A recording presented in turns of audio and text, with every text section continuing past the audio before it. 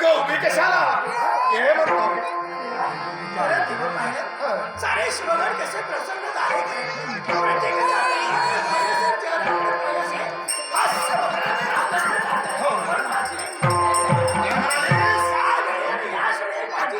यावेळी प्रत्येक भक्तांच्या इच्छेची पूर्तता करण्यासाठी आम्ही तत्पर ठरलो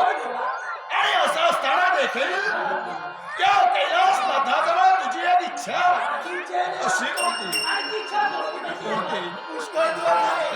प्रत्येकाच्या चेहऱ्याकडे पाहिलं तर मोर भाव मला दिसतोय. असा कोणता ऐकायचं बऱ्याच दिवसाला का होईना, एक तरी साडी पाटाचा डाव हा म्हणतोय गिरिधर, हा म्हणतोय अगं कोण शब्द तुझ्या मुखावाटे बाहेर पडू लागले यावेळी तू इच्छा माझ्यासमोर प्रदर्शित केली होय देवा. आणि ती सुद्धा सारीपाटाचा डाव खेळण्याची पण या क्षणी मी तरी तुला असं सांगू इच्छितो अन्य तुझी कोणती इच्छा असू दे